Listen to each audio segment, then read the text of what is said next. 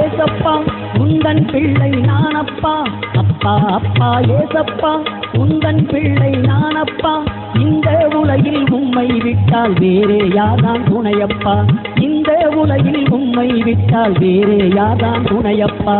ஆமென் என்றால் அல்லேலூயா பாடு, நீ ஆனந்தத்தால் துள்ளி துள்ளி ஆடு. ஆமென் அல்லேலூயா, ஆமென் ஆமென் அல்லேலூயா, ஆமென் அல்லேலூயா, ஆமென் ஆமென் அல்லேலூயா.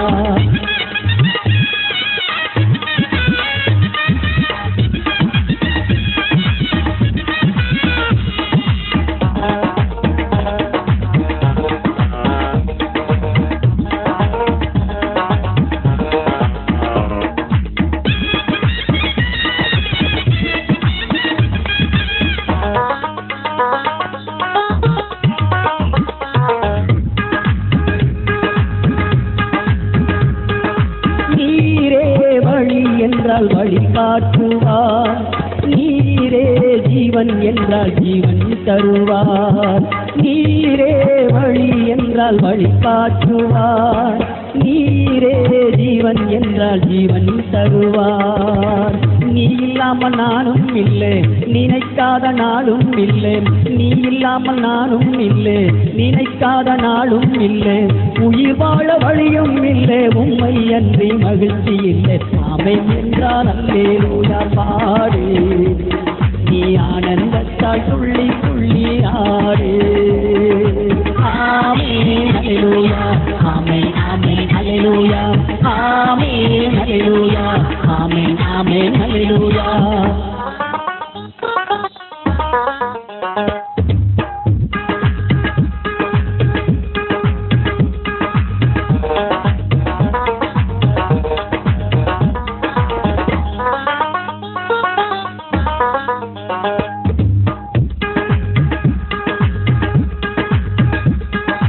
எத்தனை காலங்கள் காத்திருந்தேன் என் இறைவா உம்மை நான் காண்பதற்கு. இத்தனை போல் உமதன்பை பிதற்றுகின்றேன், பயபக்தியோடு உம்மை பாடி போற்றுகின்றேன். நீ இல்லாமல் நானும் இல்லை, நினைக்காத நாளும் இல்லை. நீ இல்லாமல் நானும் இல்லை, நினைக்காத நாளும் இல்லை.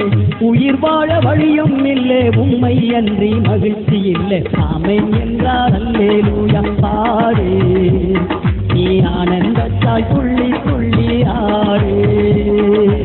ஆமென் அல்லேலூயா, ஆமென் ஆமென் அல்லேலூயா, ஆமென் அல்லேலூயா, ஆமென் ஆமென் அல்லேலூயா.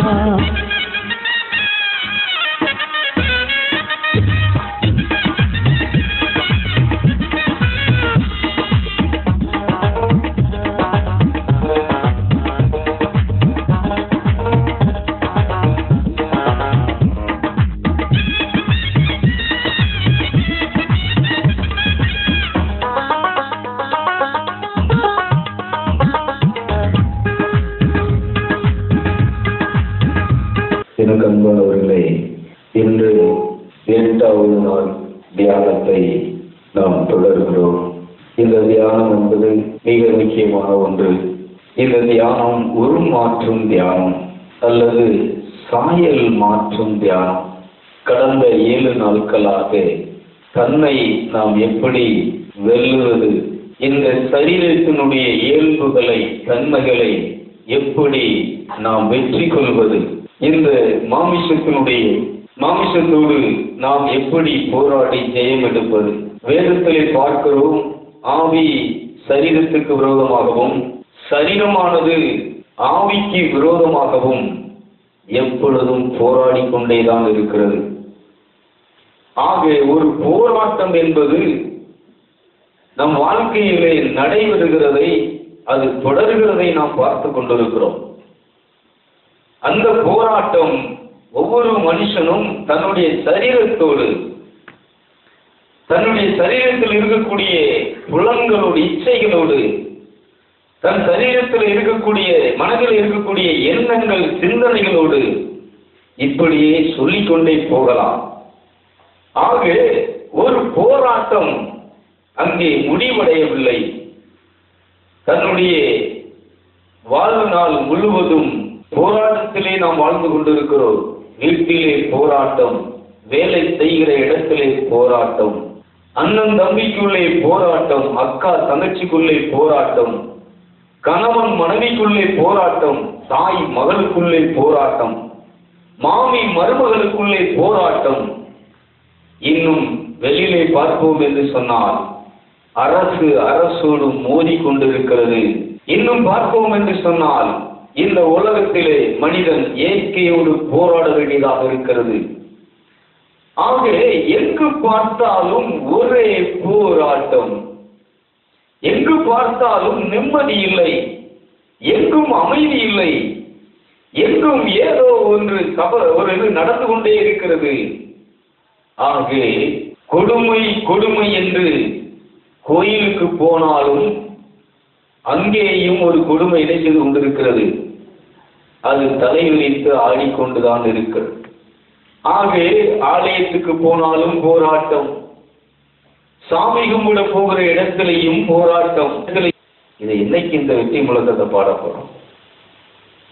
எப்பொழுது இந்த முரசு, இந்த கம்பீரம், இந்த சத்தம் நமக்குள் வரப்போகிறது என்று சொன்னா கடவுளுடைய ஆவியானவரோடு நாம் ஒத்துழைக்கின்ற பொழுது, நாம் ஒத்துழைக்காமல், அவருக்கு நாம் இடம் கொடுக்காமல், நாம் வெற்றி பெறுகிறதற்கு அவரை அழைக்காமல், அனுமதிக்காமல் இந்த வெற்றி வரப்போகிறதில்லை, இந்த வெற்றி கிடைக்கப் போகிறதில்லை.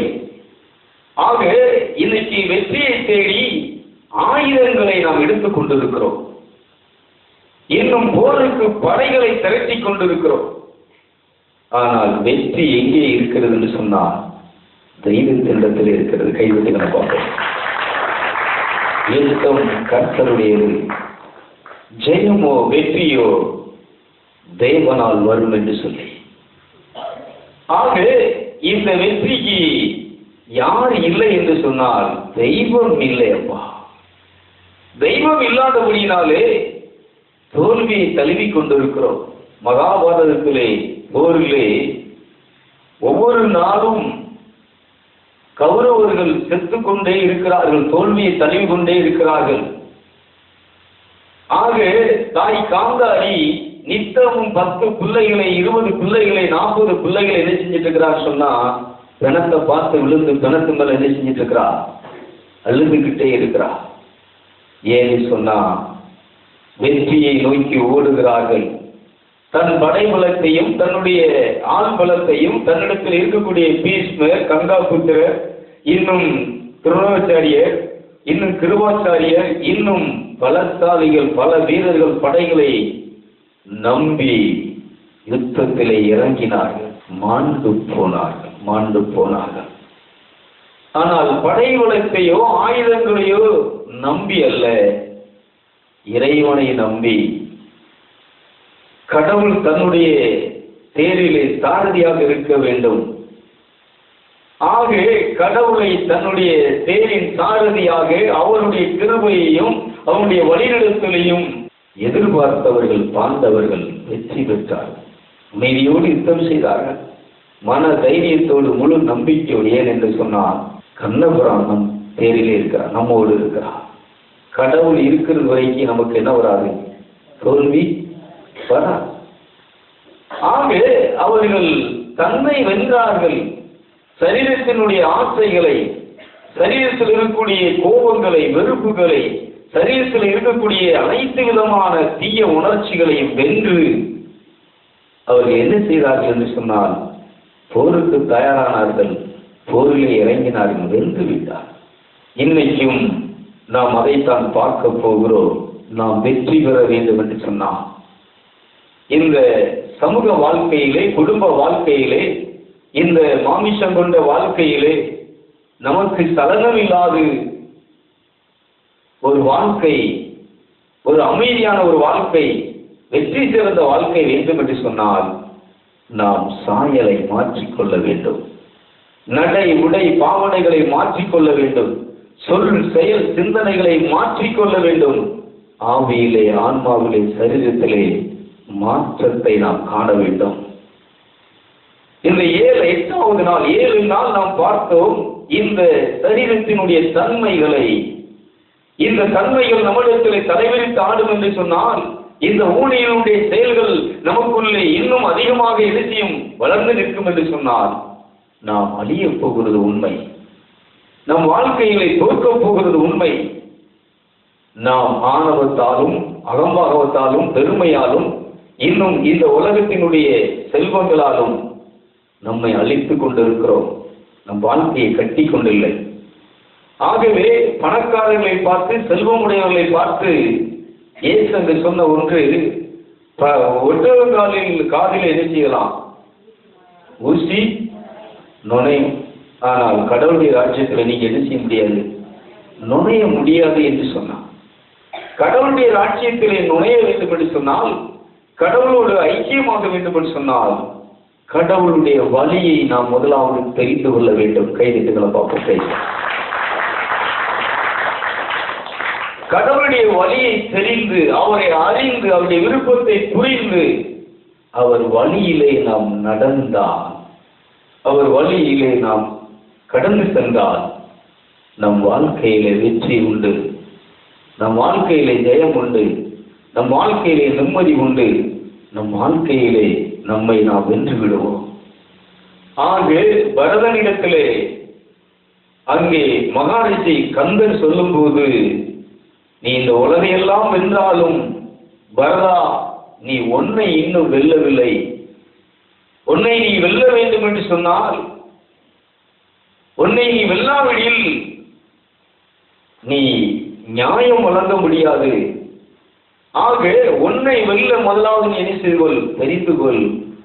என்னுடைய ஆசீர் உனக்கு எப்பொழுதும் இருக்கும் என்று சொல்லி ஆசீர் வழங்குகிறார். எதை கொண்டு தன்னை வெல்ல முடியும் என்று சொன்னால் கடவுளுடைய அருளை கொண்டுதான். ஆகவேதான் நமக்கு 1 மணி நேரம் என்ன செய்கிறோம், கடவுளுடைய அருள் பிரசனத்திற்காக.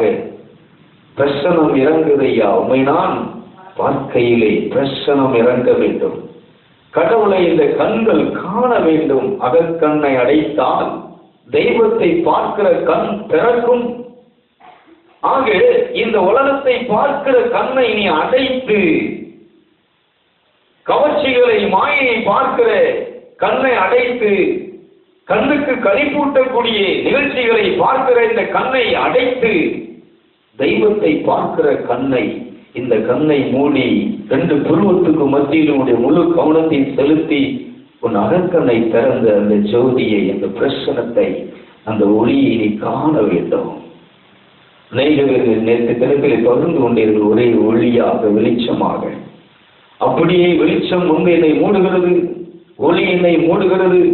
வெளிச்சத்தை நாங்கள் வெளிச்சத்தை நினைச்சு பிரகாசமான வெளிச்சத்தை கண்ணிட்டு பார்க்க முடியாத ஜோதியை ஒளியை பார்த்தோம். இந்த உலகையெல்லாம் பிரகாசித்துக் கொண்டிருக்கிற எந்த மனிதனையும் பிரகாசிப்பிக்கின்ற ஒரு மெய்யான ஒளி இந்த இயேசு. கைதிட்டுகளை பார்க்க, நானே உலகின் ஒளி என்று சொன்னார். இந்த உலகத்துக்கு ஒளியாக இருக்கிறேன் என்று சொன்னார். ஒளியானது இந்த உலகத்திற்கு வந்திருந்தும் மனிதன் பாவத்தில் இருக்கிறபடியினால், தீமையிலே இருந்து கொண்டிருக்கிறபடியினால், தீமை செய்து கொண்டிருக்கிறபடியினால் இந்த ஒளியின் இடத்துக்கு வராதிருக்கிறார்.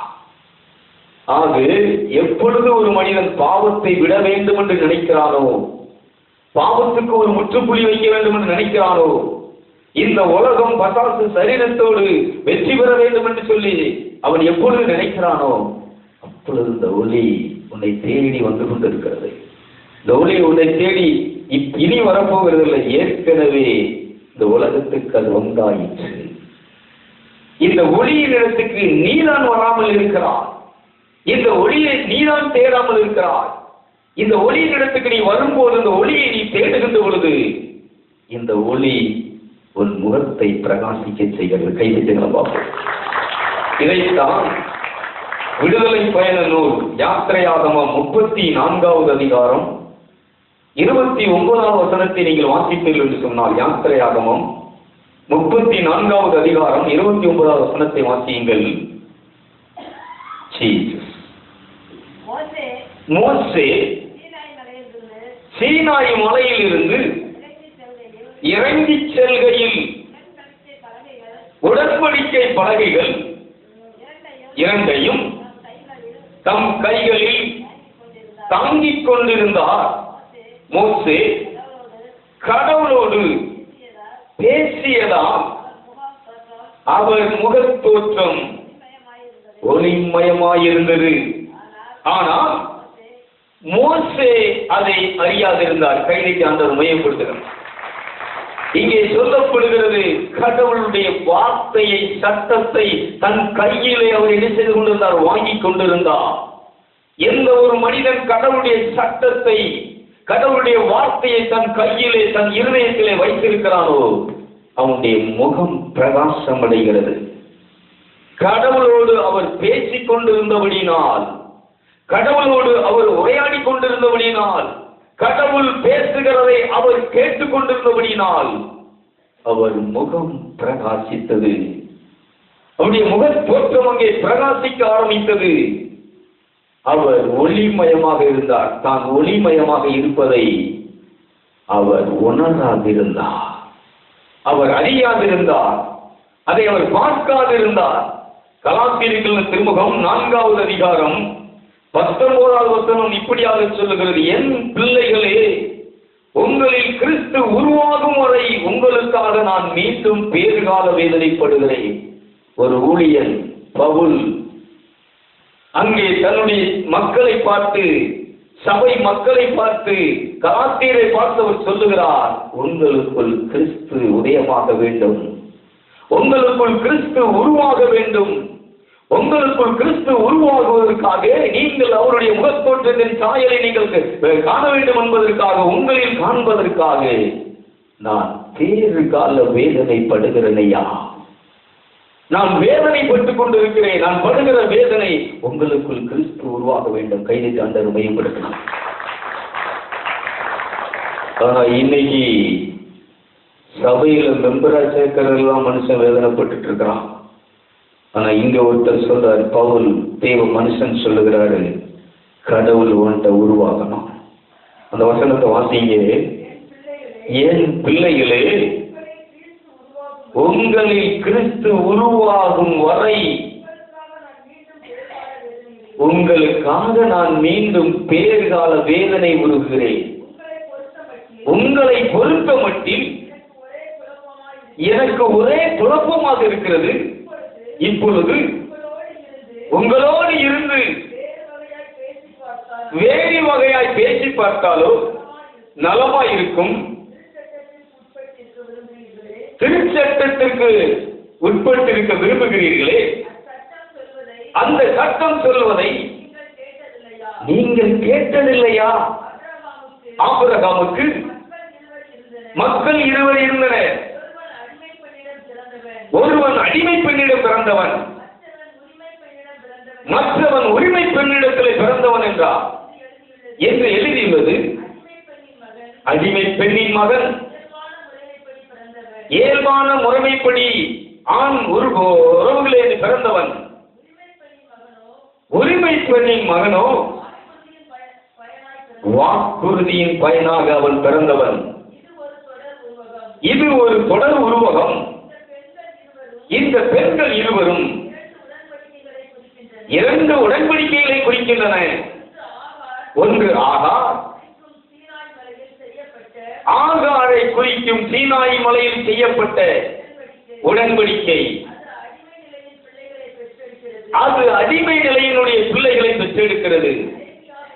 அரேபியாவில் உள்ள சீனாய் மலை எப்பொழுதும் இப்பொழுது இருக்கும். எருசலேமுக்கு அது அடையாளம்.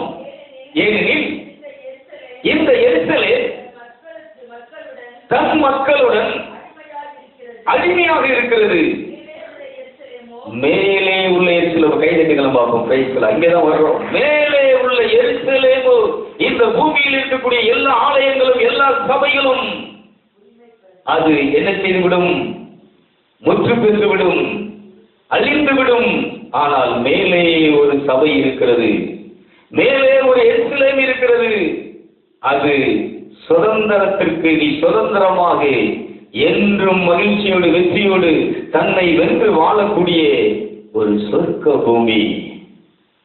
அது ஒரு தேவனுடைய ராஜ்யம். அது அங்கே ஒரு சிங்காரவனம், ஒரு அமைதி நிறைந்த ஒரு சோலை, பளிங்கு கற்கள் அங்கே இணைத்து கொண்டிருக்கிறது, பிரகாசித்துக் கொண்டிருக்கிறது. ஆக இந்த மன்னகத்தில் இருக்கக்கூடிய எல்லா ஆலயங்களும் எல்லா கோவில்களும் ஒரு நாள் எதற்சியும் அழிந்துவிடும், இழிந்துவிடும். இந்த மன்னகத்தில் இருக்கக்கூடிய எல்லா சபைகளும் எல்லா ஸ்தாபனங்களும் மறைந்து போய்விடும். ஆனால் மறையாத, அழியாத, என்றும் பிரகாசித்துக் கொண்டிருக்கக்கூடிய, ஜொலித்துக் கொண்டிருக்கக்கூடிய, இறைவன் முன்னால் சுடர்விட்டு எரிந்து கொண்டிருக்கக்கூடிய ஒரு நகரம் நமக்கு இருக்கிறதையா? இதை பவுல் அங்கே சுட்டி காட்டுகிறார், அதை பற்றி பேசுகிறார். இந்த சமயத்தையும் இந்த மார்க்கங்களையும் நீங்கள் பற்றி கொண்டிருக்கிறீர்களே, இதிலே வைராக்கியமாக இருக்கிறீர்களே, இதனால் இன்னும் உங்களை வெல்லவில்லையே. எவ்வளவு பெரிய ஆலயங்களை நீங்கள் கட்டி அதிலே நீங்கள் பூசாரிகளாகவோ போதகர்களாகவோ இல்லை சபையினுடைய அங்கத்தினர்களாகவோ அங்கே ஒரு பெரிய தூண்டலாகவோ கூட நீங்கள் இருக்கலாம். ஆனால் தெய்வம் இன்னொரு இடத்தை நமக்கு காட்டுகிறார். ஆக மோசேஸ் என்ன செய்கிறார் என்று சொன்னால், கடவுளோடு முகமாக பேசி அவருடைய சட்டங்களை தன் கையிலே வாங்கி நிற்கின்ற நேரத்திலே தான் எந்த நிலையில் இருக்கிறேன் என்பது கூட தெரியவில்லை. ஆக ரெண்டு சாயலை பற்றி நாம் பார்க்க போகிறோம். ஒன்று மன்னக சாயல், இன்னொன்று வாசியுங்கள். ரோமியர்கள் திருமுகம் 8வது அதிகாரம் 29வது வசனத்தை வாசியுங்கள். தம்மால் முன்பே தெரிந்து கொள்ளப்பட்டவர்கள் தம் மகனின் சாயலுக்கேற்றவாறு இருக்க வேண்டுமென கடவுள் முன்குறித்து வைத்தார். நல்லா கவனிங்க. தம்மால் முன்பே தேர்ந்து கொள்ளப்பட்டவர்கள் தம் மகனின் சாயலுக்கு ஏற்றவாறு இருக்க வேண்டுமென கடவுள் முன்பே தெரிந்து கொண்டார். சகோதர சகோதரிகள் பலருள்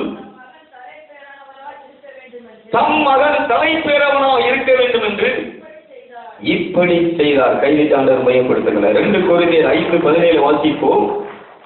ஒருவர் கிறிஸ்துவோடு இணைந்திருக்கும் போது அவர் புதியதாக படைக்கப்பட்டவராக இருக்கிறார். முதலிலே சொல்லுங்களேன். இப்படி இருக்க ஒருவர் கிறிஸ்துவுக்குள் இருந்தால் அவர் புது சிருஷ்டியா இருக்கிறார். பழையவைகள் ஒழிந்து போகணும். இதைத்தான் பார்த்துட்டு கடந்த 7 நாட்களாக பழையவைகள் ஒழிக்கப்பட வேண்டும், பழையவைகள் அழிக்கப்பட வேண்டும், பழையவைகள் இடித்து தடுக்கப்பட வேண்டும்.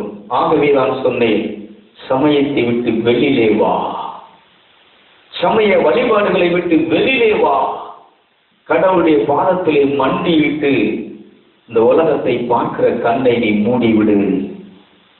மனிதனோடு பேசுகிறதையும் இந்த உலகத்திலே இச்சையானதையும் சுவையானதை சுவைக்கிறதையும் நிறுத்திவிட்டு நாவடக்கத்தோடு நீ கடவுளுடைய பாதத்திலே வந்து நில், உன் உருவத்தை மாற்றிக்கொள். ஆக உன் உருவத்தை நீ மாற்றிக்கொள்ளும் போது, உன் சாயலை நீ மாற்றிக்கொள்ளும் போது அங்கே பசி இருக்காது, அங்கே தாகம் இருக்காது, இந்த உடலிலே காமம் இருக்காது, இந்த உடலிலே களியாட்டங்கள் இருக்காது, இந்த உடலிலே வைராக்கியங்கள், வெறுப்புகள், கோபங்கள் இருக்காது, இந்த உடலிலே பச்சாத்தாபம் இருக்காது. இந்த உடல் தூய்மையானதாக, அமைதியானதாக, இறைவனுடைய வார்த்தைக்கும் பிரசனத்துக்கும் கட்டுப்பட்டதாக இது அவரிலே என்புற்று கொண்டிருக்கும். கைதிட்டு ஆண்டவர் மையப்படுத்துகிறார். இதைத்தான் மரியாள் சொன்னார்கள், என் ஆன்மா ஒரு வாலிப பெண், என் ஆன்மா என் ஆண்டவரை ஏற்றி போற்றிக் கொண்டே இருக்கிறது, என் ஆன்மா என் இரட்சகராம் தேவனில் கலிகூர்ந்து கொண்டே இருக்கிறது. அவருடைய வாயிலிருந்து வந்த வாழ்த்துதல்கள் வயிற்றில் இருக்கக்கூடிய குழந்தைகளையும் புல்ல செய்கிறது. கைதிட்டு அந்த மையப்படுத்துகிறார். சாயல் மாற்றப்பட்டவர்கள் இந்த பூமியிலே சலனமில்லாது வாழ்ந்தார்கள். அமெரிக்கையின் வாழ்க்கையை நடத்தினார்கள். எத்துன்பத்தையும் இக்கஷ்டத்தையும் பாடுகளையும் எவ்வளவு எந்த வாள் தன் இதயத்தை ஊடுருவினாலும் அவர்கள் அஞ்சாதிருந்தார்கள், தன்னை வென்றவர்களாக இருந்தார்கள், எதற்கும் அச்சுறுத்தப்படாதவர்களாக பயப்படாதவர்களாக இருந்தார். காரணம், கடவுளை அவருக்கு உயிராகவும் ஒளியாகவும் இருந்தார்.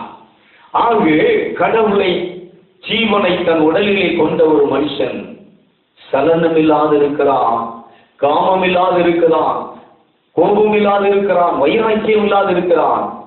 எதன் மீதும் பற்று இல்லாது, எதன் மீதும் பசி இல்லாது அமைதியாக இருக்கிறான். ஒரு அமைதியின் சிகரம், தெய்வத்தினுடைய பிம்பம், தெய்வத்தினுடைய பிரதிபலிப்பு. இதைத்தான் சாயல் மாற்றம் என்று சொல்லுகிறது. இதைத்தான் தேவ சாயல் என்று சொல்லுகிறது. ஆகவேதான் இந்த நிகழ்ச்சிக்கு நான் என்ன பேர் வைப்பது என்று சொல்லி கேட்கின்ற பொழுது தெய்வ சாயல் என்று வை என்று உள்ளத்திலே சத்தம் ஒலிக்கியது. இந்த தெய்வ சாயல் என்ன செய்ய வேண்டும் என்று சொன்னால், ஒவ்வொரு மனுஷனிடத்திலையும், ஒவ்வொரு சமயத்தில் இருக்கக்கூடிய ஒவ்வொரு தனி மனுஷனிடத்திலையும் இந்த சாயல் உதயமாக வேண்டும், இந்த சாயல் வெளிப்பட வேண்டும். ஆக 2 சாயல் இருக்கிறது. ஒன்று மன்னக சாயல், இன்னொன்று விண்ணக சாயல். ஆகவே சாயல் 2 வகைப்படும். இந்த சாயல் ஒன்று உலக சாயல், இன்னொன்று பரலோகத்தின் சாயல். இதை ஆதியாகமம் தொடக்க நூல் 1 அதிகாரம் 26ஆம் வசனத்திலே நாம் பார்ப்போம் என்று சொன்னால், வாசியுங்கள். ஆதியாகமம் 1 அதிகாரம் 26ஆம் வசனத்தை வாசியுங்கள். அப்பொழுது கடவுள் மானிடனை தம் உருவிலும், அங்கே சொன்னார், அப்பொழுது கடவுள் இந்த மனிதனை, மானிடனை தம் உருவிலும் நம் சாயலிலும் உண்டாக்குவோமாக. அவர்கள் கடல் மீன்களையும் வானத்து பறவைகளையும் கால்நடைகளையும் மண்ணுலகம் முழுவதையும் நிலத்தில் ஊறுவன யாவற்றையும் ஆளட்டும் என்று சொன்னார். கைதிகளை பார்ப்போம், பேசலாம். ஆக கடவுள் மனிதனை தம் உருவிலே, தம்முடைய சாயலிலே அவனை இணைத்தார், படைத்தார். வாசிப்போம். கடவுள் தம் உருவில் மானிடரை படைத்தார், கடவுளின் உருவிலேயே அவர்களை படைத்தார், ஆணும் பெண்ணுமாக அவர்களை படைத்தார். கடவுள் அவர்களுக்கு ஆசி வழங்கி பல்கி பெருகி மண்ணுலகை நிரப்புங்கள். கைதிகளை பார்ப்போம். பல்கி பெருகி, பல்கி பெருகி, பல்கி பெருகி. பல்கி என்பது ஒரு அர்த்தம், பெருகி என்பது ஒரு அர்த்தம். ஆகவே நீ பல்க வேண்டும் ஐயா, நீ பல்கி, நீ பெருக வேண்டும் என்று சொல்லுகிறார். ஒரு ஆண், ஒரு பெண் இந்த பூமியிலே அவன் பல்க வேண்டும். அவனுடைய தன்மை, அவனுடைய நடை, அவனுடைய உடை, அவனுடைய தோற்றம், அவனுடைய பேச்சு, அவனுடைய எல்லாம் பல்குகிறது. வளர்ச்சி நிறைய வளர்கிறது, பல்க வேண்டும் என்று சொல்லுகிறார். அவன் ஒரு தெய்வீகத்தினுடைய முழு உருவையும் அங்கே என்ன செய்கிறான், தரித்திருக்கிறான். ஆகவேதான் சொன்னார், நீ பல்கு, பல்கிக் கொண்டே இரு, நீ ஊற்றெடுத்து பெருகிக் கொண்டே இரு, சுடர் விட்டு கொண்டே இரு, ஜோதியாகவே இரு, அடிமையாக இருக்காதே. மண்ணுலகம் முழுவதையும், கடல் மீன்கள், வானத்து பறவைகள், வயல்கள், இன்னும் இங்கே இருக்கக்கூடிய மிருகங்கள், கால்நடைகள் எல்லாவற்றையும் ஆளக்கடவன் என்று சொன்னார். நீ அதற்கு அடிமையாகி விட்டாயே. பல்கி என்று சொல்லும் போது இந்த பூமியிலே மனுஷன் எதை செய்து கொண்டிருக்கிறான்? எல்லாவற்றையும் மீதும், எல்லாவற்றையும் மீதும் சுதந்திரவாதியாக, எல்லாவற்றின் மீதும் அவன் எப்படி இருக்கிறான்? அவன் உரிமையுடையவனாக, ஆளும் தன்மையுடையவனாக இருக்கிறான். ஆனா மனுஷனை என்ன ஆயிட்டா? அதனாலதான் பார்த்தோம், யூனிட் ஒரு பெண்மணி, நிறைய செல்வங்கள், சொத்துக்கள், வயல்கள், இன்னும் ஆடுகள், ஆட்டு மந்தைகள், வேலைக்காரர்கள், அத்தனையும் அவள் அதை கையாளவில்லை, பணிப்பெண்கள் கையாளுகிறார்கள். அத்தனைக்கும் ஆளுகை செய்யும் ஒரு அதிகாரியாக, முதலாளியாக இருந்து கொண்டிருக்கிறார். கைதிகளை பார்ப்போம். நீ வச்சிருக்கிறது 1.25 ஏக்கர், ஒரு 50 பிச்சி மூடு, ஒரு 10-50 எலுமிச்சை மரத்தை வச்சுக்கிட்டு அதிலேயே போட்டு என்ன செஞ்சுட்டு இருக்கிறோம்? நேரத்தையும் பொழுதையும் போய்கிட்டு, கடவுளை மறந்து, குடும்பத்தை மறந்து, பொஞ்சாதியை மறந்து, சொந்த பந்தங்களை மறந்து என்ன செஞ்சுட்டு இருக்கிறோம்னு சொன்னா, அதுதான் டென்ஷன் உட்கார்ந்துட்டு இருக்கலாம். தஞ்சம் என்று சொன்னவுடனே உம்மைதானே நினைக்கின்றேன். உம்மை அறிந்து நாளில் இருந்து உம்மையே அங்கி கிழக்கின்றேன். அன்பு என்றாலே உமது ஒன்றுதானே என்றும் மாறாத அன்பு ஐயா. அன்பு என்றாலே உமது ஒன்றுதானே என்றும் மாறாத அன்பு ஐயா. உயிரே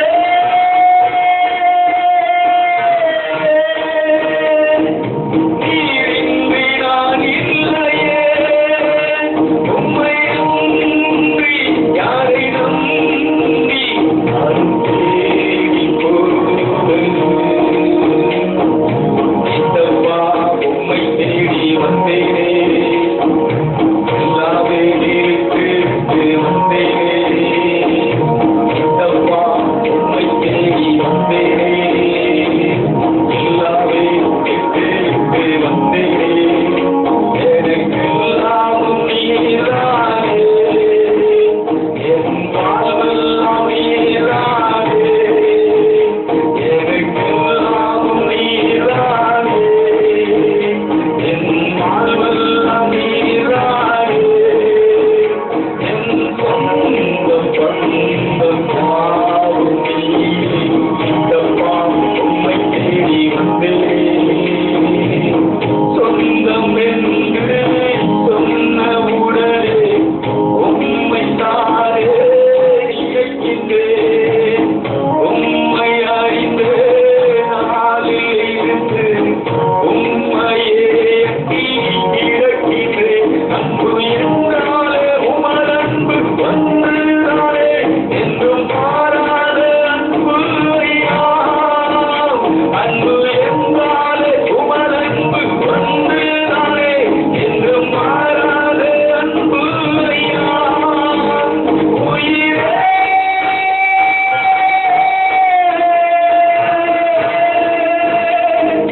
நீரின்றி நான் இல்லையே.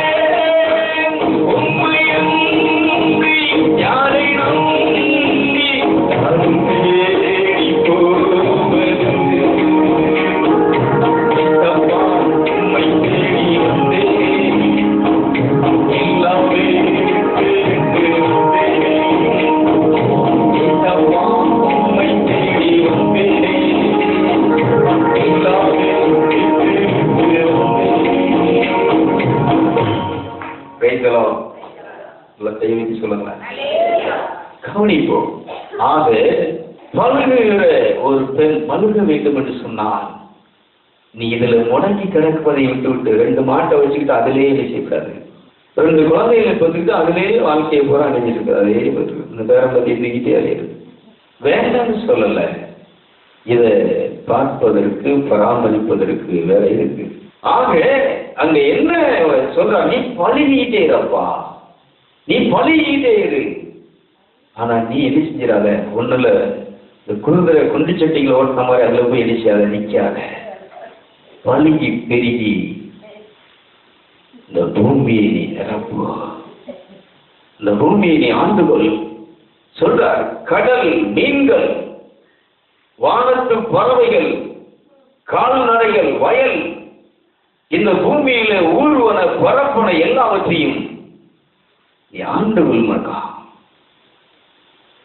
எல்லாம் உன் கையிலே நான் கொடுத்து விட்டேன், உனக்காக அனைத்தை நான் படைத்திருக்கிறேன். ஆனால் ஒரு கட்டளையை சொல்கிறார், அதற்கு நீ என்ன செஞ்சிடாத, அடிமையாகிறார, அதை சரணாகதி அடைஞ்சிடாத. புத்திரம் போதுதான் இன்னைக்கு நிறைய பேர் பிள்ளையை கெடுத்துட்டு இருக்கிறாங்க. பாசம், செல்லம், இந்த செல்லம் தான் என்ன செஞ்சிட்டு இருக்கு, உன்னையும் கெடுத்துட்டு இருக்கிற, பிள்ளையும் கெடுத்துட்டு இருக்கிற. இதைத்தான் இங்கே மன்னன் தெளிவாக நினைக்கிறார். என் மக்கள் யார்?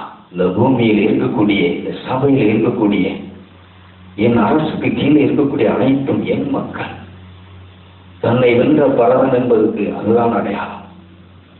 ரெண்ட மட்டும் பார்த்துட்டு இது என் பிள்ளை, இது என் பிள்ளை, இது என் பிள்ளை, அது ஒண்ணு விட்டுட்டு போயிடும். எவ்வளையாவது கூட்டிட்டு போயிடும். ஐயோ போயிட்டா போயிட்டா. உனக்கு சொந்தம்னு சொன்னா, சொந்தமான ஒரு இடம் சொன்னா ஒண்ணு மேலதான் இருக்கு. கைதிட்டுகளை பார்ப்போம். ஐயோ என் பையன் பையன் பையன், இப்ப பையனையும் காணும் ஒன்றையும் காணும். போயிட்டான் போயிட்டான் போயிட்டாங்க போயிடுவாங்க. கடவுளுடைய கட்டளை அது. அதனால கடவுள் எல்லாத்தையும் என்ன செஞ்சிருக்கிறாரு சொன்னா, இன்னைக்கு சாப்பாட்டுக்கு எடுத்துக்கோ, நாளைக்கு என்ன செய்யாது, ஒன்னையும் எடுக்காது, சேர்த்து வைக்காது, கெட்டு போயிடும், ஊசி போயிடும், புழு வச்சிரும். அதனால உன் மனசு என்ன செய்யணும்னா பழுகி கொண்டே இருக்க வேண்டும். பெருகி பழுகி பெருகி பழுகி. இந்த பழுகிங்கிறது அர்த்தம் என்னன்னு சொன்னா, கடவுளோடு நீ என்ன செஞ்சிட்டு சொல்லுங்க. கடவுள் தன்மை உனக்கு கொடுத்த சுவாபத்தை குணத்தை நீ மாத்திராத. நீ எதுக்கும் அடிமையாக முடியாது. அடிமையாக உன்னை வைக்கல. மனுஷனை உண்டாக்கும் போது அங்க தெளிவா சொல்றாரு, கடல் மீன்கள், வானத்து பறவைகள், இந்த பூமியில் இருக்கக்கூடிய நிலங்கள், கால்நடைகள், ஊர்வன பரப்பன அனைத்தின் மீதும் நீ அதிகாரி, நீ அரசன். ஆக நீ பழுகு. ஆனா நீ அதிலே நின்றுக்கிட்டே, அதுக்கு மேல பழுக ஒன்றும் பழுகலையே. இந்த ரெண்டையே பார்த்துட்டு இருக்கிறேன். அது சிரிக்கிறத பாரு, அது பேசுறத பாரு, உமாந்தாண்டி வார்த்தை பேசு. என் பிள்ளை எப்படி பேசுது, நாளைக்கு ஒன்றை பார்த்து அதே தான் பேசுது, இப்படி பேசுவார் அப்படின்னு. இப்பெல்லாம் இடிக்கி நெஞ்சில் இடிக்கி. அங்கே பேசும்போது பல்ல காட்டினல இப்ப காட்டு. அதனாலதான் திறம்பை கையாளாதவன் தன் மகனை பாய்க்கிறான். என் பேர நல்லா பேசலாம், வாய் நல்லா பேசலாம், பெருசா பேசலாம், வச்சனும். இப்ப பேசு, நாளைக்கு ஒன்று அப்படியே பேசும். நீ எப்படி வளர்த்தாயோ அப்படியே ஒன்று என்ன செய்யும். அதனால இன்னைக்கு நிறைய பேர் மனம் உடைஞ்சிருக்கிறாங்க, வெந்து நொந்து போயிருக்கிறாங்க. பழுக வேண்டியவர்கள் குறுகி போய் விட்டார்கள், கூணி போய் இருக்கிறார்கள், தலை நிமிர்ந்து நடக்க முடியாமல் இருக்கிறார்கள், வெட்டி நாணத்தோடு நின்று கொண்டிருக்கிறார்கள். தன்னை நீ அறியாததனால், தன்னை நீ உணராததனால். ஆகவே மனிதனை, மானிடனை, உன்னை உணர்ந்து கொள். நீ யார்? நீ தெய்வத்தின் சாயலிலே, தன்மையிலே, தோற்றத்திலே, பாவனையிலே படைக்கப்பட்டார்.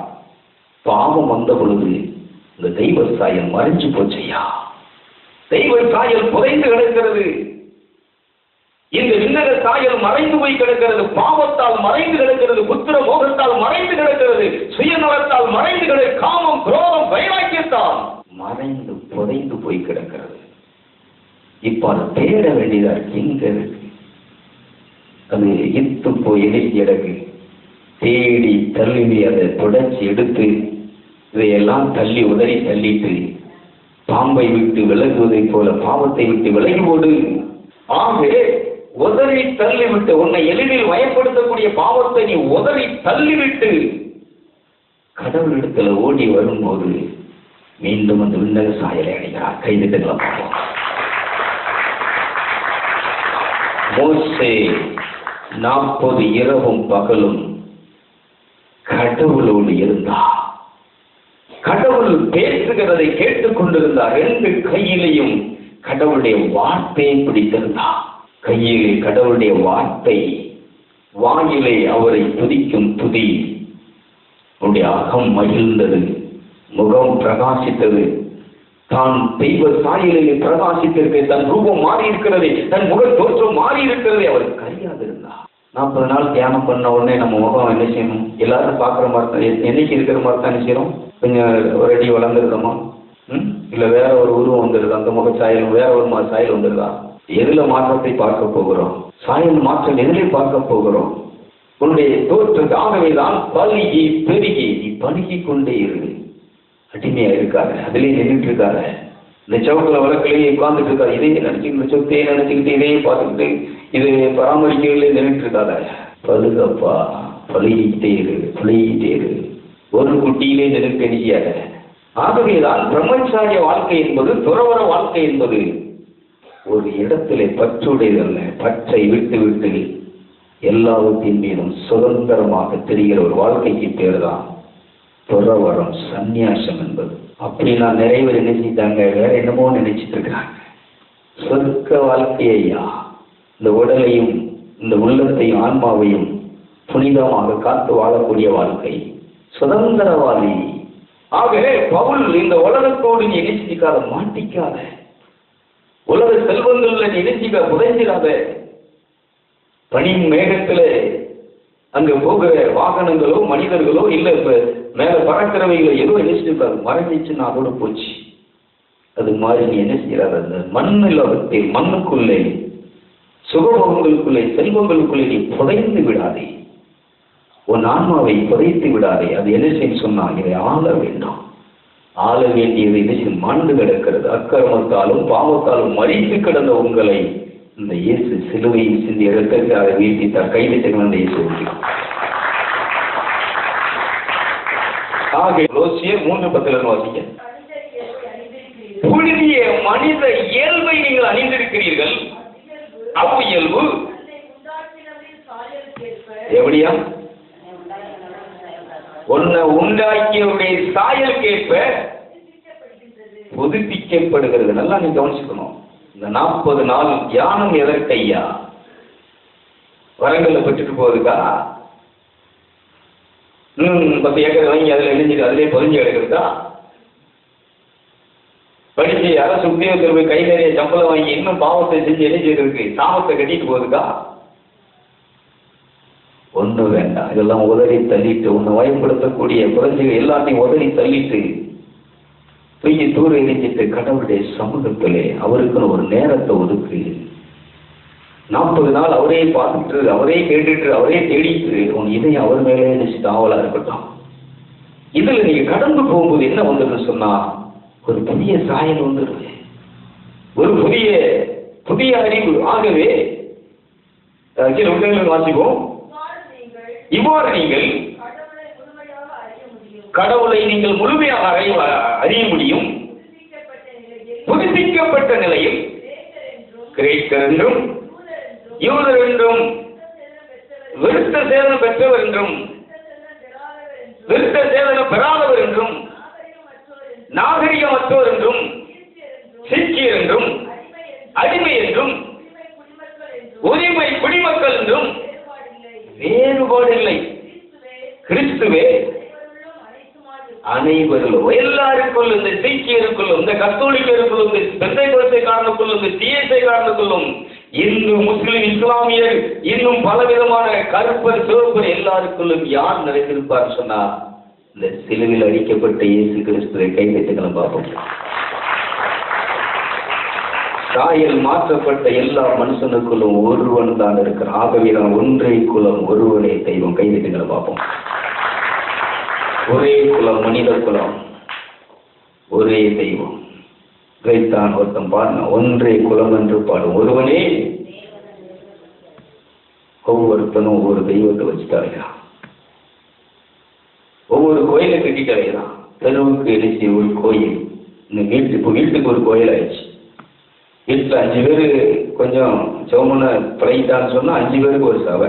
ஆனா இங்க சொல்றாரு சாயல், நீ 5 பேரோட மாரடிச்சு இதுக்கு ஒரு சவன் பேர் வச்சு அதுக்கு ஒரு பேர் டைட்டில் கொடுத்து புதைஞ்சி கிடக்கிறாய். அவர் சொல்ற சத்தியத்தை நீ புரிச்சுக்கோ. அவ்வளவுதான் சொல்றார். சீக்கியர் என்றோ கிரேக்கர் என்றோ விருத்த சேதனம் என்றோ விருத்த சேதனம் பெறாதவர் என்றோ இதை பத்தி பேசிக்கலாம். ஞானசானப்பது அந்த ஞானசானப்பது இல்லை. இதுல என்ன இருக்கு? இதுல என்ன இருக்கு? இதை சத்தியங்கிற 10 ரூபா கொடுத்தா சத்தியங்கிற. உண்டியில் போட்டா நீ நல்ல விசுவாசி உண்டியில் போடணும். 10 ரூபா கொடுக்குற விசுவாசி நல்ல விசுவாசி. நமக்கு அப்படிங்கிற ஒரு விசுவாசி காணும். ஏன்னா விசுவாசியில் அதனாலதான் வேண்டாங்க.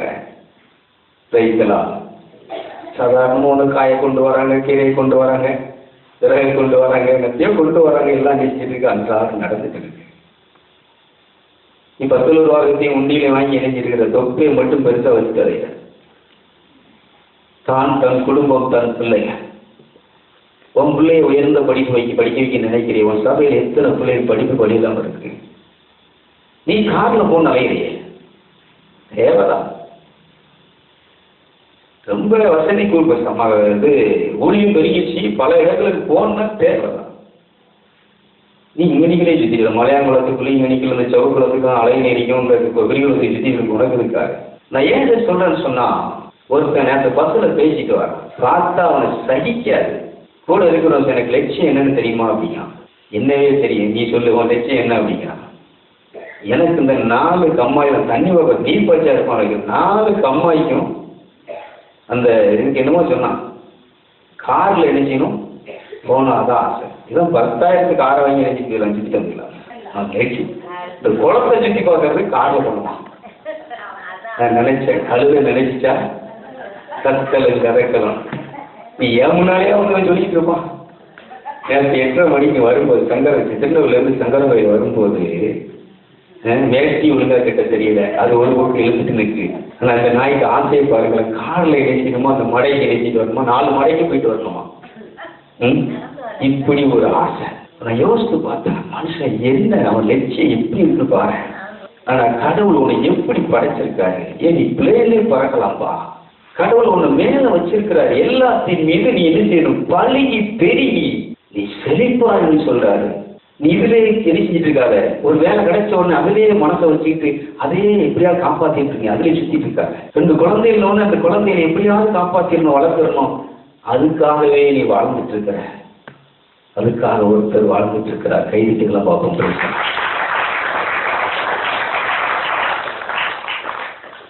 மேல வானத்தை அடைச்சிட்டாரு, நீ என்ன தரிச்சு விளைய இருப்ப. கம்பெனி நஷ்டம் ஆயிடுச்சு. எந்த கம்பெனியில் வேலை அவனுக்கே வழி இல்லாம சோத்துக்கு வழி இல்லாம ஆயிட்டான். என்ன செய்வேன் யோசித்து பாரு. முதலாளி எஜமான் அவர் பேசலாம். எஜமானே என் இயேசு ராஜனே என் எண்ணமெல்லாம் என் ஏக்கமெல்லாம் சித்தம் செய்வதுதானே. என் எண்ணமெல்லாம் என் ஏக்கமெல்லாம் சித்தம் செய்வதுதானே.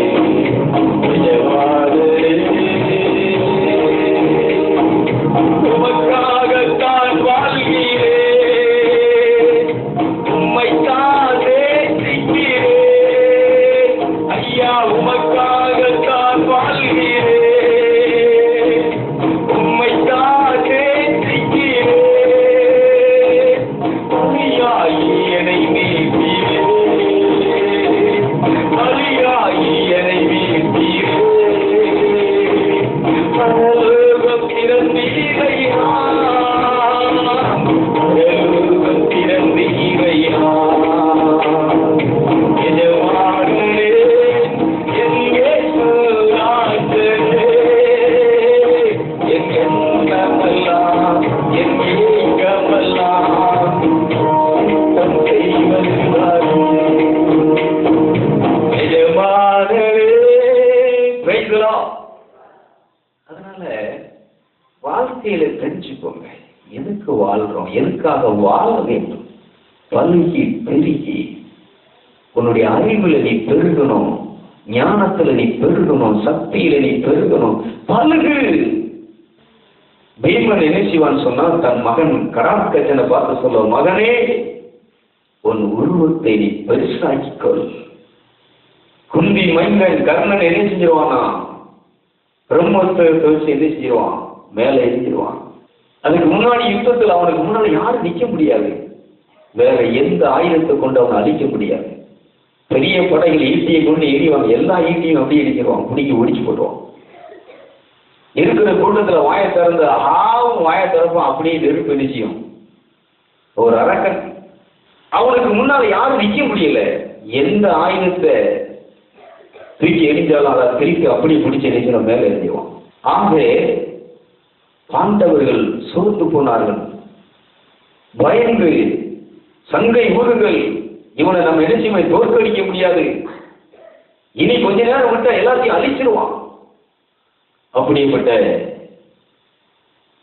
ஒரு பலசாலியை பார்த்து தகப்பன் பீமன் சொல்லுவான், மகனே உன் உருவத்தை பெருசாக்கி கொண்டு எதிரிகள் மேல விழுந்தது.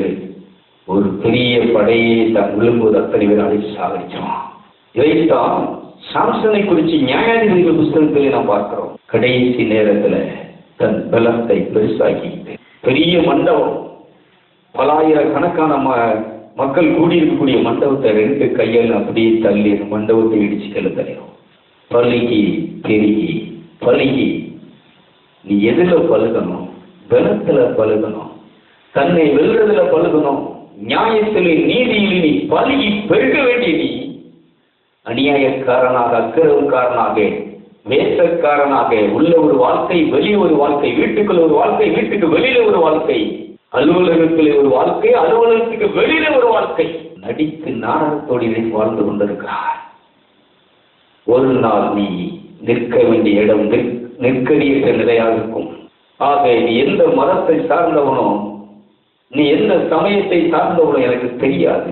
உன்னுடைய வாழ்க்கை ரூபம் ஆக வேண்டும். 2 சாயல் இருக்கிறது, ஒன்று மன்னக சாயல், இன்னொன்று விண்ணக சாயல்.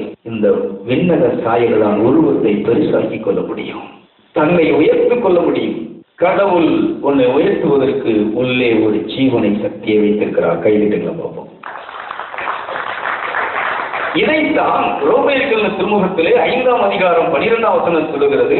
ஒரே ஒரு மனிதன் வழியாய் பாவம் இந்த உலகத்தில் நுழைந்தது, அந்த பாவத்தின் வழியாய் சாவு வந்தது. அதுபோலவே எல்லா மனிதரும் பாவம் செய்ததால் சாவு எல்லா மனிதனையும் என்ன செய்து விட்டது? கவ்வி கொண்டது. கலாத்தியர் 6:8 சொல்லுவார், தாம் பூமியில்வாகிய நிலத்தின் விதைப்போர் அந்த இயல்பிலிருந்து அழிவியை அறுவடை செய்வர். ஆவிக்குரிய வாழ்வாகிய நிலத்தை விதைப்போர் அந்த ஆவி அருளும் நிலை வாழ்வை அறுவடை செய்வர். கைதிகளை பார்ப்போம். பார்த்தீங்க, கலாத்தியர் 6, தம் ஊனியல்வாகிய நிலத்தில் விதைப்போர் அந்த இயல்பிலிருந்து அழிவையே அறுவடை செய்வர். ஆவிக்குரிய வாழ்வாகிய நிலத்தில் விதைப்பவர்கள் அந்த ஆவியர்களும் நிலை வாழ்வை அறுவடை செய்வர். எங்க விதைக்க போறீங்க? எதுல விதைச்சு எதுல அறுக்க போறீங்க? 2 தான் வச்சிருக்கிறாங்க. இந்த ஊனியல்வாகிய நிலம், ஒன்று சரீரம், இன்னொன்று ஆன்மா. எதுல விதைச்சு அறுவடை செய்ய போறீங்கிறத நீங்க தெரிஞ்சுக்கோங்க, முடிவு எடுத்துக்கோங்க.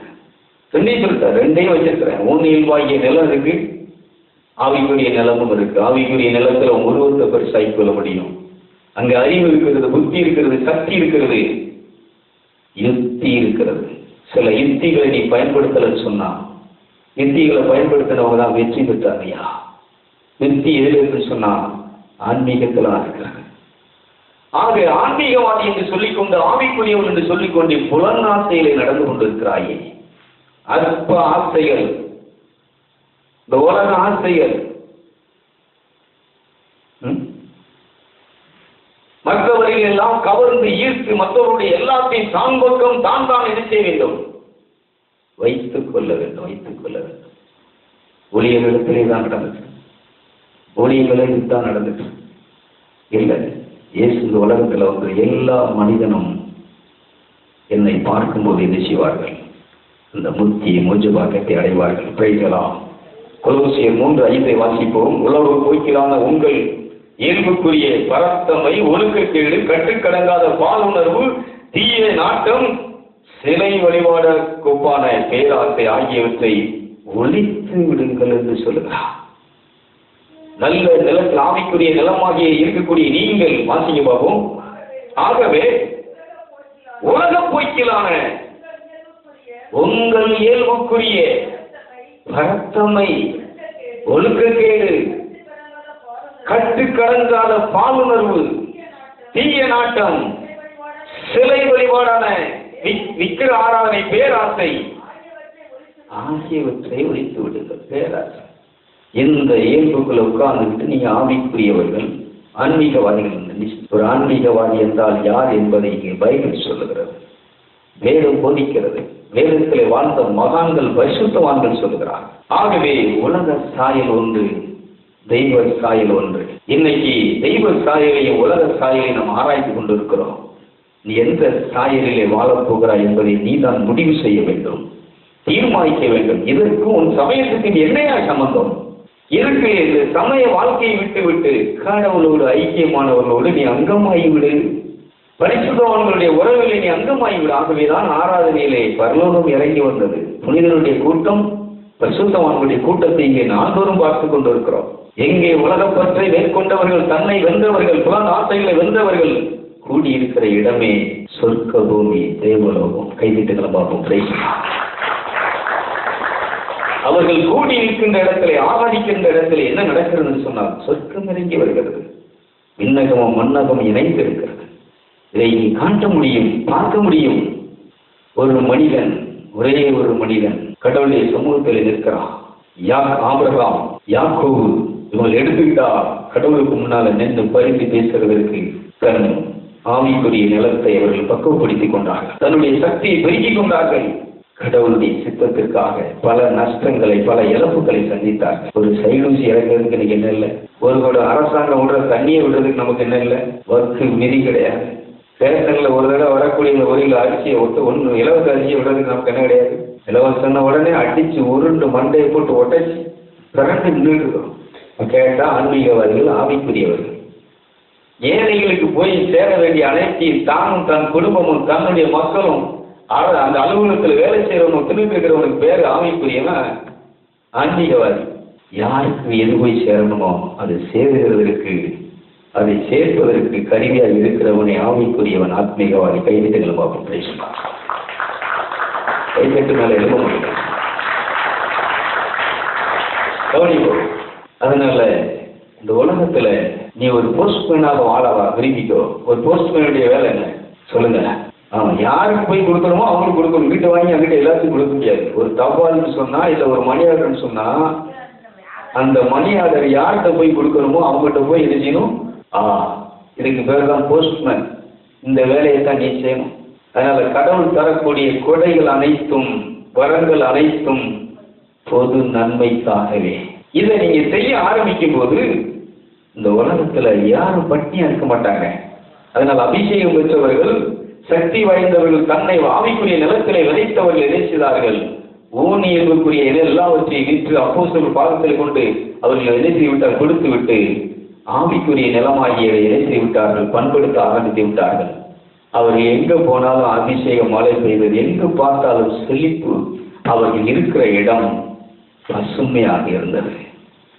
பாண்டவர்கள் ஆவிக்குரியவர்கள். அவர்கள் போய் என்ன செய்தார்கள்?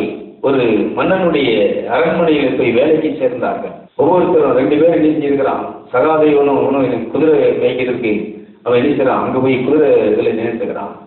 செழிப்புனா செழிப்பு. பீமன் நினை செஞ்சுட்டு இருக்கிறான். அங்க போய் சமையல் கரையில் சமையல்காரனா நினைட்டு இருக்கிறான். அர்ஜுனன் நினை செஞ்சுட்டு இருக்கிறான். இளவரசிக்கு என்ன செஞ்சிருக்கிறான்? நடனம் சொல்லி கொடுத்துருக்கிறான். அவங்க என்னைக்கு அந்த அரண்மனையில போய் ஏறினாங்களோ அந்த அரண்மனையில செல்லம் பொழிந்தது. கைதிட்டுங்களை பார்ப்போம். பேசலாம். பைபிளை பார்க்கிறோம். யாக்கோபு தன் மாமா வீட்டுக்கு போனதுக்கு அப்புறம் மாமா வீடு செல்ல பொழிச்சது. ஆட்டு மந்தைகள் பெருகியது. ஆவிக்குரியவர்கள், தேவனுடைய ஆவிக்குரிய நிலமாகிய நிலத்தை உடையவர்கள் எங்கு கால் வைத்தாலும், எங்கு இருந்தாலும் அந்த இடம் செழிப்பாக இருக்கும். அந்த இடத்துல நிறைவு இருக்கும். அந்த இடத்துல ஆசீர்வாதம் இருக்கும். ஏன்னு சொன்னா கடவுள் அவர்களை ஆசீர்வதித்திருக்கிறார். கைது நம்ம பார்ப்போம். மூதேவி நீ போன இடம் உருப்படவே உருப்படாது. எங்க போனாலும் நினைச்சிட்டு வந்துடுவேன். சண்டையில் பிரிச்சுட்டு வந்துடுவேன். இல்லை ஒரு வீட்டை 2 வீடா நினைச்சிட்டு வந்துடுவேன். அதனால நீ யார்? ஒரு ஆவிக்குரியவன், தெய்வ சாயலை உடையவன், தெய்வத்துடைய பல்கி பெருகி கொண்டிருக்கிறவன். பல்கி பெருகி பல்கு, பலத்திலே பழுகு, செல்வத்திலே பழுகு. இவ்வாய திறந்த என்ன நடக்குங்க? யாக்கோபு தன் மாமன் லாபான் வீட்டுக்கு போனதுக்கு அப்புறம் அவன் வீட்டை செய்தது ஆசீர்வதிக்கப்பட்டது, நிறத்தி வலிந்தது, செல்வத்தால் நிறைந்திருந்தது. நீ அப்படி ஒரு நபராக நீங்க போகிற இடம், நீங்க வாழ்ற இடம், நீங்க வேலை செய்யற இடம் என்ன சொன்னா ஒரு செல்வம் வரக்கூடிய கஷ்டத்தோடு, வேதனையோடு, வறட்சியோடு பறிகொடுத்து வரக்கூடியவர்களுக்கு வாழ்வு கொடுக்க வேண்டியதாக இருக்க வேண்டும். ஆகவேதான் ஒரு ஊழியம் என்பது அதுதான், ஒரு கோவில் என்பது அதுதான். ஆனால் இன்னைக்கு உள்ள கோயில்கள்லாம் எப்படி இருக்குன்னா அடைச்சி கிடக்கு. இன்னைக்கு மனப்பாட்டில் ஜெபம் பண்றதுக்கு போயிருக்கோம். இங்க இருந்து சரி தேவ மனுஷன் இருந்த இடத்துல போய் ஜெபம் பண்ணணும்னு போனா 6 மணிக்கு அந்த கதவை அடிக்கிட்டாங்க. உண்டியில் இருக்காங்கல்ல, முன்னாடி நாங்கள் போயிருக்கும் போது உண்டியல் கிடையாது, அடப்பு துறப்பே கதவே கிடையாது, அது பராமரிப்பே கிடையாது. ஒரு 5 வருஷத்துக்கு முன்னாடி பார்த்தா அது ஒன்றும் இல்லை, பராமரிப்பே இல்லை. 5 மணிக்கு மேலே உள்ள யாருமே வரமாட்டாங்க. இப்போ அதுக்கு ஒரு மண்டபத்தை கட்டி ஒரு லைட்டை போட்டு உண்டியில் வச்ச உடனே 6 மணிக்கெல்லாம் 6 மணிக்கு அப்புறம் சவரியாரி இங்கே தான் இருக்கணும், வெளியில தான் நிற்கணும். ஏசுநாதர் வந்தார், வெளியில தான் நிற்கணும், உள்ள போக முடியாது. சில விஷயங்களை நீங்க புரிஞ்சுக்கணும்னு சொல்றேன். கடவுள் எங்கே இருக்கிறா? கடவுளை எங்கே பார்க்க முடியும்? ஆலயம் ஆலயம் மதம் சபை என்று ஓடிக்கொண்டிருக்கிறீர்கள். எங்கே கடவுள்? எங்கே அந்த கடவுளை நீ பார்க்கறையா? மோசே கடவுளை முகமுகமா தரிசித்தார், ஒரு கோயிலில் அல்ல, மலையிலே. கைவிட்டுகளை பார்ப்போம். ஆகவே நீ மலைக்கு வா, தரித்து வா, தேவ சமூகத்தை தேடி வா, தெய்வத்தினுடைய குரலை கேட்பதற்கு எல்லாவற்றையும் விட்டு வா. இந்த ஊனியில் செல்வாகிய பரத்தமை எல்லாவற்றையும் தூக்கி எறிங்க. ஆகவேதான் உலகம் போக்கிலான உங்கள் இயல்புக்குரிய பரத்தமை, ஒழுக்கக்கேடு, கட்டுக்கடங்காத பாலுணர்வு, தீய நாட்டம், சிலை வழிபாடான பேராசை ஆகியவற்றை ஒழித்துவிட்டு கடவுளுடைய சமூகத்திலே வந்து மோசையைப் போல, இயேசுவைப் போல, அப்போஸ்தலர் பவுலைப் போல, மற்ற அப்போஸ்தலர்களைப் போல நீ அவர் முகத்தை பார்க்க ஆரம்பிக்கும் போது